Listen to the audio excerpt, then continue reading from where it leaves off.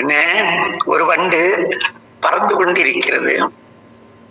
அது சிறிய மலர், அதில் திணை அளவு தேன். அந்த வண்டு அப்படியே பறந்து சென்று அந்த தேனை நுகரி சாப்பிட்டதே பத்துல, அடுத்த மலர் போச்சு பத்துல. இப்படி ஒவ்வொரு பூவா போய் இந்த தேனை சாப்பிட்டு இது ரீங்காரமிட்டு இருக்கு. அப்படியே வந்த மணிவாசக பெருந்தகை அந்த அரச வண்டை பார்க்கிறார். பார்த்து மிக அன்போடு, அன்பே இங்கே வா, வண்டு இங்கே வா, என்ன வண்டு இங்கே வா, அரச வண்டு இங்கே வா அப்படின்னாரு. இவர் தோற்றத்தை பார்த்தோம், இவர் அன்பானவர், நம்மை அடித்து கொள்ள மாட்டார் என்ற உறுதியோடு அப்படியே வந்து அரச வண்டே, திணைத்தனை உள்ளதோர் பூவினில் தேன் உண்ணாதே. துளிவுண்டு இருக்கே அந்த பூல போய் தேன் சாப்பிடே, அப்படி சாப்பிடாது அப்படிங்கிறார். அந்த வண்டு கேக்குது, சாமி சாப்பிட்டா இடிச்சுட்டே இருக்கிற தேன் எங்கேயாவது இருக்குமா அப்படி கேட்டு. இருக்கிறது ஒரு தேன், அது மிக அற்புதமான தேன். அப்படியா, அதை யார் தருவார்? அதை தர ஒருவர் இருக்கிறார், வந்து எனக்கு தந்தார். திணைத்தனை உள்ளதோர் பூவினில் தேன் உண்ணாதே, நினைந்தோறும் காண்தோறும் பேசுந்தோறும் எப்பொழுதும் ஆனந்த தேன் சொரியும் குனிப்புடையான் ஒருவன் இருக்கிறார், அங்கே சென்று நீ பாடு. திணைத்தனை உள்ளதோர் பூவினில் தேன் உண்ணாதே, நினைந்தொரும் காண்தொரும் பேசுந்தொரும் அனைத்தெலும்பு உள்நக ஆனந்த தேன் சொரியும் குனிப்புடையானுக்கே சென்று ஊதாய் கோத்தும்பி. நீங்க அங்க போய் பாடு, அவரை நினைச்சா மகிழ்ச்சி, உண்மைதானே? அவரை பாடினால் மகிழ்ச்சி, நினைந்தரும். கோயில்ல போய் பார்த்தா மகிழ்ச்சி, வீட்டுல பார்த்தா மகிழ்ச்சி, நினைந்தரும் காண்தரும். அவரை பற்றி பேசிக்கொண்டே இருக்கிறோம். துன்பமா வந்தது இன்பம் தான் வருகிறது. தினம் ஒரு விதமான இன்பச்சுவை பெருமானை பற்றி என்ன பேசுந்தோறும் அனைத்து எழும்பு உள்நிக ஆனந்த தேன் சொரியும் அவரை போய் பாடு என்று மணிவாசகர் கூறுகிறார் என்று வகுப்பிலே கூறிய பொழுது என் பிள்ளைகள் கூறினார்கள். என் வகுப்பு பிள்ளைகள் அனைவரும் ஆமையா, நாங்கள் தினந்தோறும் இந்த இறைவனை பார்க்கிறோம், சிவபுராணம் பாடுகிறோம். ஸ்கூல் பாடெல்லாம் படிச்சா போர் அடிச்சுது, ஆனா சிவபுராணம் தினம் சொன்னா கூட போர் அடிக்கல. சொல்றப்ப தினம் ஒரு தில்ல அப்படி இருக்கு. என்ன அப்புறம் வழக்கம் போல குழந்தைகளா, இதுதான் ஆறாத பெருமானை எப்பொழுது நினைத்தாலும் இன்பம் வருவதால் இதற்கு ஆறாத இன்பம், முடிவில்லாத இன்பம் என்று பொருளாக. ஆறாத இன்பம் அருளும் மலை போற்றி அந்த இன்பத்தை பணம் பெற்றுக் கொண்டு தருகிறாரா என்று கேள்வி எடுத்துக்கொண்டால், அன்பினால் தருகிறார், அருளினால் தருகிறார். அன்பினால் தருவதாக என்றால் அங்கே பிரதிபலன் எதிர்பார்ப்பு இருக்கும். என்ன, இன்றைய பெற்றோர்கள் கிட்டத்தட்ட அந்த நிலையில் நான் இருக்கிறார். என் பிள்ளையை போட்டு சாகடிச்சு படிக்க வச்சு எப்படியாவது டாக்டர் ஆகி இல்ல பொறியாளர் ஆகி அல்லது ஐடி ஃபீல்டு போய் நல்ல சம்பாரிச்சு நான் சொகுசா லக்ஸரியா ஒரு 35 என் பையன் ஃபாரின்ல இருந்து காசு நான் இது பண்ணி என்ன 4 லக்ஸரி, என் பையன் ஸ்டேட்ஸ்ல இருக்கான் அப்படி கெத்து காட்டி, என் மகன் அப்ராட்ல இருக்கான் ஒரு கெத்து. என்ன கெத்து காட்டி வாழக்கூடிய அந்த அன்புக்கு அன்புன்னு பேரு. பிள்ளைகளை பெற்ற உடனே அது வளர்ந்து அதாயி இதாயி என்னை உட்கார வச்சுட்டு நம்ம வந்தா பண்ணிட்டு சாப்பிடணும்னு நினைக்கிற பெற்றோர் அன்பு வடிவானவர். ஆனால் தனக்கில்லை என்றால் கூட தன் பிள்ளைகளுக்கு கொடுத்து ஆளாக்கி தன் உடனே அவர்கள் வாழ்ந்து அவர்கள் வளர்ச்சியை கண்டு சந்தோஷப்படக்கூடிய அந்த நல்ல உள்ளமுடைய பெற்றோர்கள் இருக்கிறார் அல்லவா, அவர்கள் அருள் வடிவானவர்கள். என்ன, இங்கே இறைவன் நம் வளர்ச்சியை கண்டு நம்முடைய அறிவுத்திறனை கண்டு நம் வாழக்கூடிய சைவ நெறிமிக்க வாழ்க்கையை கண்டு நமக்கு இன்பத்தை அருளக்கூடியவர். எப்படிப்பட்ட இன்பத்தை? முடியாத இன்பம். நிறைய கொடுத்தார், நிறைய செலவு பண்ணோம், அள்ளி இறைச்சோம், வினைப்பயன் தாக்கியது, தெருவில் நின்றோம். இன்று வரை இறைவன் அருளிக் கொண்டிருக்கிறார். அது ஆறாத இன்பம். வினைப்பயனால் வரக்கூடிய இன்பம் முற்று பெற்றுவிடும், ஆனால் இறையருளால் வரக்கூடிய இன்பம் முற்று பெறாது. ஆக ஆறாத இன்பம் அருளும் மழை போற்றி. அந்த அருள் சும்மா துளுண்டெல்லாம் கிடையாது, ஒரு கைப்பிடி அளவுலாம் கிடையாது, மலையளவு அருள். எப்ப வேணாலும் அந்த அருளை எடுத்து சுவைச்சிக்கலாம். என்ன ஆறாத இன்பம் அருளும் மலை, அவர் கற்கண்டு மலை. நாம் எறும்பை போன்றவர்கள். எவ்வளவு சாப்பிடுவீங்க, சாப்பிட்டு சாப்பிட்டு சாப்பிட்டு சாப்பிட்டு இந்த பிறவியில சாப்பிட்டு அடுத்த பிறவி சாப்பிட்டுட்டே இருந்தா கூட அது என்ன செய்யும், குறையாது. ஆக அது முடிவில்லாத அருள்.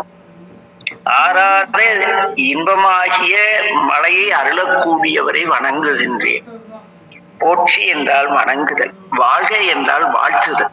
ஒரு காரியமாக வேண்டும் என்றால் நாம் என்ன செய்கிறோம், தலைவர் வாழ்க பிடிக்குதோ இல்லையோ அவன் பேரை சொல்லி வாழ்த்துறோம். என்ன அடுத்து தலைவர் வெற்றி உண்டாகட்டும், தலைவர் வெல்க, என்ன அவரை வெற்றி அடைக்கணும் நம்ம சொல்றோம். நமச்சிவாய் வாழ்க, நாதன் தாழ் வாழ்க, இமைப்பொழுதும் மின்னெஞ்சில் நீங்காதான் தாழ் வாழ்க, கோகழி ஆண்ட குருமனிதன் தாழ் வாழ்க, ஆகமம் ஆகி நின்ற அன்னிப்பான் தாழ் வாழ்க. ஃபர்ஸ்ட் வாழ்த்திட்டாரா, அப்புறம் என்ன பண்றாரு, ஈசனடி போற்றி, எந்தையடி போற்றி, தேசனடி போற்றி, சிவன் சேவடி போற்றி, நேயத்தேன் இந்த நிமலனடி போற்றி, மாயப் பிறப்பருக்கும் மன்னனடி போற்றி, சீரார் வருந்துரை நம் தேவனடி போற்றி, ஆறாத இன்பம் அருளும் மலை போற்றி. ஃபர்ஸ்ட் என்ன செய்யறாரு, வாழ்த்துறாரு, அப்புறம் வணங்குறாரு. ஆக நாம் ஆலயத்திற்கு சென்றால் முதலில் இறைவனை வாழ்த்த வேண்டும், பிறகு வணங்க வேண்டும். ஏனெனில் நாம் சிலருடைய உதவிக்காக செல்லும் பொழுது அவர் பேரை சொல்லி வாழ்த்திட்டு அப்புறம் தானே வணங்கிட்டு அப்புறம் என்ன பண்றோம், அடுத்த நிலைக்கு போவோம் இல்லையா.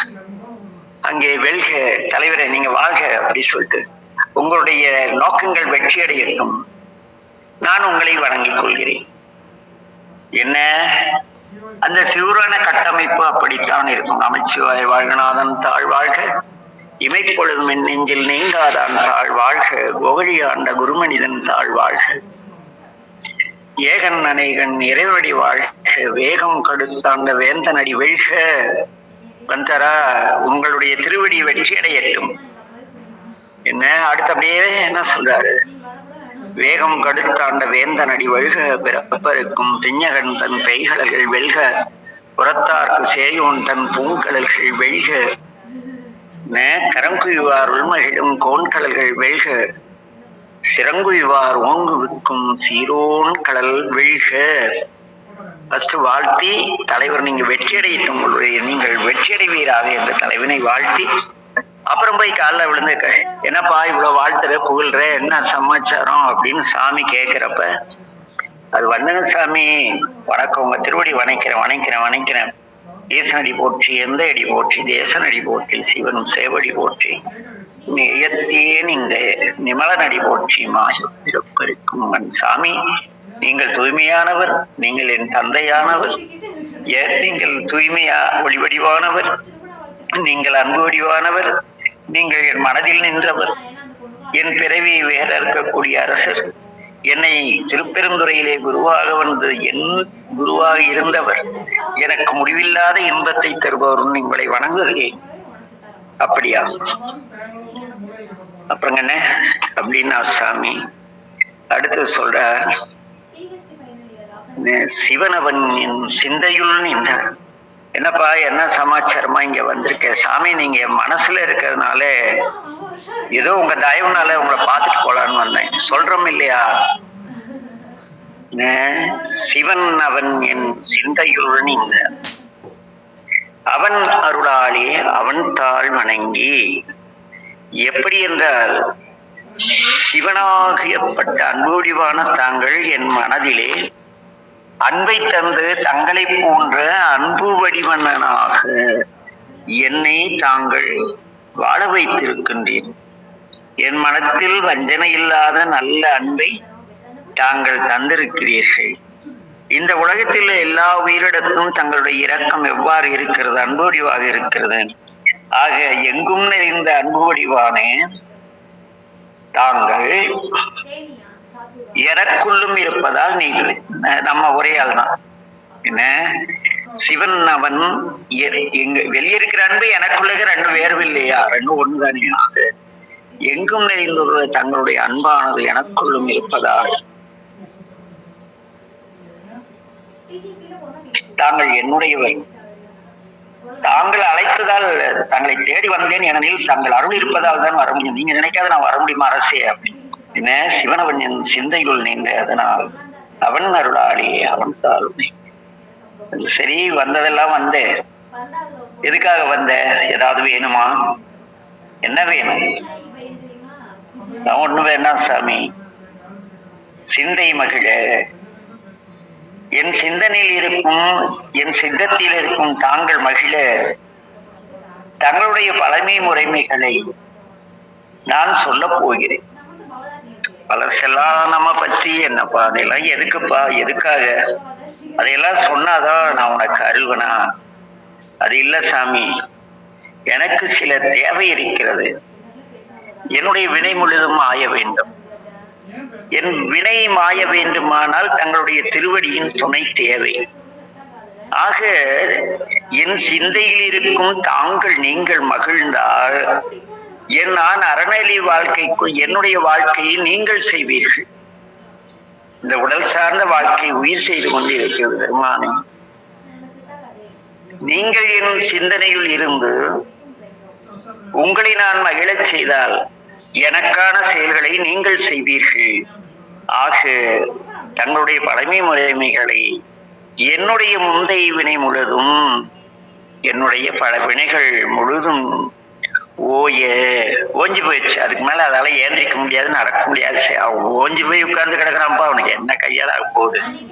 அப்படி உரைப்பண்யான் நான் இதையெல்லாம் தங்களுடைய பெருமைகளை இங்கே உரைக்கப் போகின்றேன். என்ன உரைக்கப் போகின்றார்? அவருடைய பழமை முறைகள் என்ன? சிவனவன் என் சிந்தையுள் நீங்க, அதனால் அவன் அருளாளே அவன் தாழ்வணங்கி சிந்தை மகிழ சிவபுராணம் தன்னை முந்தை வினை முழுதும் உரைப்பண்யான். என்னுடைய ஊழ்வினைகள் நீங்கள் மகிழ்ந்தால் எனக்கு வேண்டியதை தாங்களே வழியில் செய்வீர்கள் பெருமானே.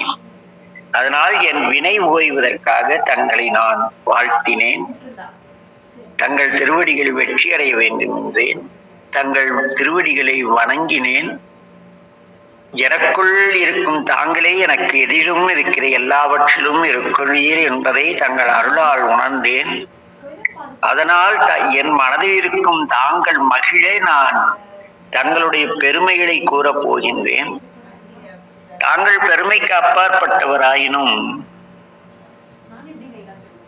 தங்களை மகிழ்வித்தால் நான் மகிழ்வேன். தாங்கள் மகிழ்ந்த எனக்குள் இருந்து எனக்கான அருளை தாங்கள் செய்யும் பொழுது என் வாழ்விலே நான் மகிழ்வோடு இருப்பேன். ஆகவே பெருமானி என்ன சிந்தை மகிழ, சிந்தை எனக்குள் தான் இருக்கிறது என்பதை நான் உணர்ந்திருக்கிறேன் பெருமானே. எனக்குள் தாங்கள் இருக்கிறீர்கள். இப்பொழுதும் மென்னெஞ்சில் நீங்காதான் தாழ் வாழ்க என்று ஆசான்கள் கூறியிருப்பதால் எனக்குள் இருக்கும் தாங்கள் மகிழ எனக்கு நானே சந்தோஷப்பட்ட மகிழ்ச்சி தானே. ஆகவே பெருமானே, நான் உங்களை வாழ்த்துவதோடு நானும் தங்களை போல முடிவில்லாத இன்பத்தை அடைவதற்காக, மகிழ்ச்சி அடைவதற்காக என்ன சிந்தை மகிழ தங்களுடைய அன்பு வடிவான வரலாறுகளை, சிறப்புகளை நான் பாடப்போகிறேன். தாங்கள் என்ன செய்ய வேண்டும்? அருள வேண்டும். அப்படியா? நம்முடைய புராணத்தை நீ பாடுகிறாயா? சபாஸ். என்ன பாடப் போகிறாய் என்று குருநகையோடு அந்த குனித்த புருவம் குனித்த புருவமுயர்த்தி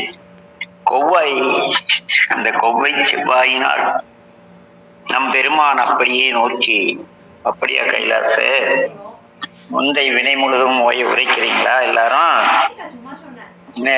நீமா சரி சரி, என்ன சொல்ல போற? பெரியாள் ஆயிட்டீங்கப்பா. சொல்லு அப்படிங்கிறார். பெருமானுடைய குனித்த புருவம், அந்த குறும்பு மிகுந்த கண்கள், அந்த இந்த பிள்ளைகள் ஓடி வந்து நம்ம அருகிலே கொஞ்சம், அம்மா நான் ஒரு பாட்டு சொல்லட்டுமா அப்படி சொல்லும் பொழுது அந்த அம்மாவுடைய முகத்துல ஒரு மலர்ச்சி இருக்கும். அதுபோல பெருமான்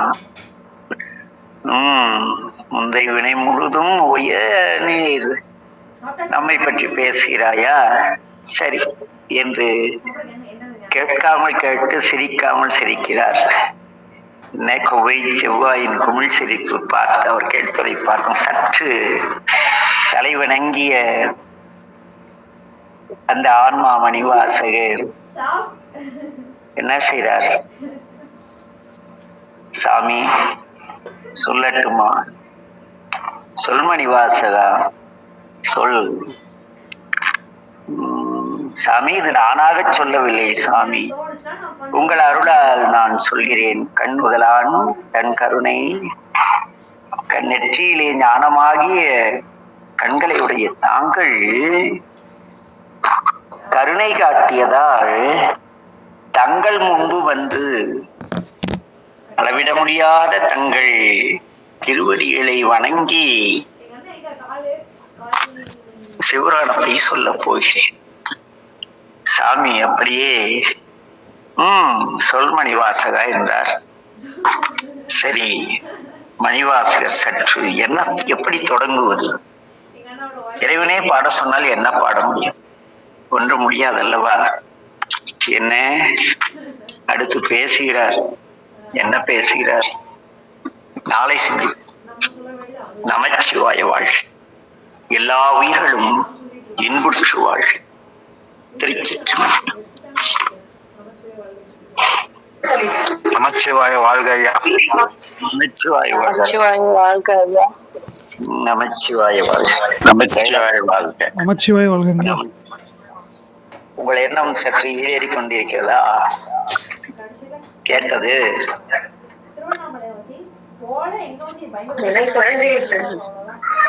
ஓடி போயிட்டாப்ல. ஐயா சொல்லுங்கய்யா. கேள்வி கேட்கல, நீங்கள் அங்கு சொன்னது நடந்து கொண்டிருக்கிறதா?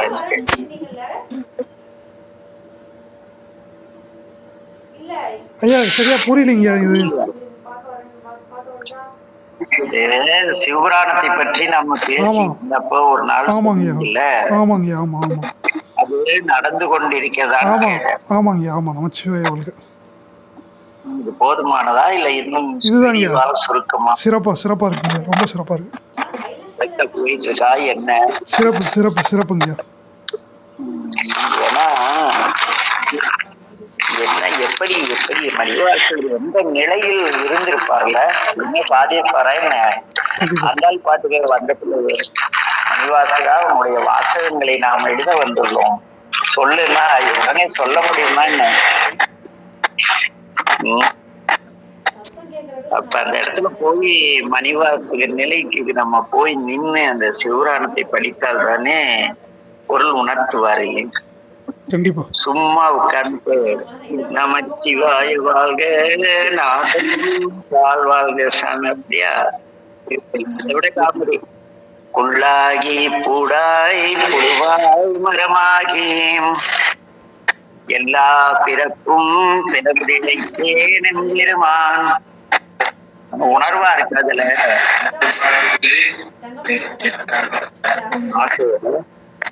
உணர்வு என்றால் பொருள் உணர்ந்துன்னா எந்த நிலையில் இவர் பாடினார் என்ற நிலை உணர்ந்து. ஏதோ திருவுருள் செய்து நம் குறை சொல்வது நம் நோக்கம் அல்ல, நம்மளாவது கொஞ்சம் அனுபவப்பட்டு பாடலாமே. கைலாசம் இன்னைக்கு நானும் கைலாசம் பேசிட்டு இருந்த பொழுது சில சிந்தனைகள் வந்தது. திருவுருள் கூட்டு வைக்கிறத செய்யறோம். சொல்லுங்கய்யா. சுப்பிரமணிய ஐயா ஏதோ சொல்ல வரார். ஆமாங்கய்யா, நான் கைலாசம் நிறுத்திட்டேன். அதாவது கேள்விகள் கேட்டு புதிய கேள்விகளையும் நீங்களே கேட்டு அதற்குரிய தக்க பதிலை நீங்களே கொடுக்குறீங்க. இப்போ நம்ம கேட்கல, சிவராருமே அப்படித்தான் அவர் பாடி இருக்காரு. அதான் அந்த உரை செய்யறது அப்படிங்கிறது, உரை செய்வதற்கான மூலப்பொருள் உங்ககிட்ட இருக்குது, என்ன அந்த உரைக்குரிய பதில் உங்ககிட்ட தான் இருக்குது. அதனால நீங்க வந்து எல்லாமே திருவாசகத்தில் தான் இருக்குது. எல்லாம் திருவாசகத்தில் இருக்குது, சொக்கர வழியாக நாங்க கேட்கிறோம். ஆனா அதுல 2 இந்த குரு மனிதன் நம்ம சொல்லணும் இல்லையா? அதுல குரு மனிதன் சொல்றதா, குரு மனிதன் சொல்றதா? குரு மணி 3 சொல், ஒளி வீசக்கூடிய, ஞான ஒளி வீசக்கூடிய குரு அப்படி சொல்லலாம். அப்ப தனியா தானே சொல்லணும். குருமணி, குரு மனிதன், மனிதனுடைய குரு மனிதன் வராது, குருமணி அப்புறம் குருமணி தன் தாழ்வு. அதுதான் இந்த 2 இடத்துல சந்தேகமா இருக்கு. சேர்க்கும் பொழுது அந்த நீ உச்சரிக்கிறப்ப குறியில் உச்சரிச்சிட்டீங்களா, குருவாகி மனிதன் ஆகிவிடுவார். அதுதான் கேட்கறேன். புக்குகளை மாறி மாறி போட்டிருக்காங்களா, அதுதான் உங்களை கேட்கறேன். குருமணி 3 சொல்லி நான் போட்டு கும்பு போட்டுறோம். குருமனிதன் இல்லையா, உச்சரிக்கும் பொழுது குருமனிதன் தாழ்வாழ்கன்னு சேர்த்து வேகமா உச்சரிச்சிடணும். சரி சரி சரி சரி. எப்படி ஞானம் இல்ல இல்ல, அங்க குரு மனிதன் அப்படி வாசிக்க கூடாது, சேர்த்தே வாசிச்சிடணும். குரு மனிதன். சரிங்க சரிங்க சரி. குருமணியுடைய குருமனிதன் அப்படி ஒண்ணும். சரி குரு மனிதன் அப்படின்றது குரு மனிதன், அந்த இடத்துல கேப் வச்சீங்க பொருள் மாறி. சரி சரி சரிங்க சரிங்க. நகர ஒற்று மாறிடும். மணி வந்து மணி அப்படி நுனிநாக்கு நீயாடும். மனிதன் அப்படிங்கிற அந்த நீளம், அந்த மனிதன் மனிதன், குருமணி குரு மனிதன் பொருள் அந்த தமிழ் வார்த்தையில உச்சரிக்கும் பொழுது ரொம்ப எச்சரிக்கையா மணிங்கிறது நீர்ந்து நம்ம உச்சரிக்க குரு மனிதன் தாழ்வாழ்க. சரிங்க சரிங்க. குரு மனிதன் தாழ்வாழ்க. சரிங்க சரிங்க. எல்லாத்துலயும் அதுதான் கேட்கறேன். எல்லா புக்கும் 2 சொல்லி தான் போட்டு வச்சிருக்காங்க. இவன் ஆதின புக்கெல்லாம் கூட போட்டு வச்சிருக்காங்க. அதுதான் கேட்டேன். பாவீங்களா? அப்படியா? சிவா சிவா. அதனாலதான் திருப்பி திருப்பி கேட்கறது. எல்லாத்துலயும் 2 சொல்லி என்னடா குரு மனிதன் படிக்கிறது எப்படி? இப்ப குரு மனிதன் ஞானம் வந்து நீங்க சொல்லிட்டீங்க, படிக்கிறது நிறைய குரு வந்து இந்த வைத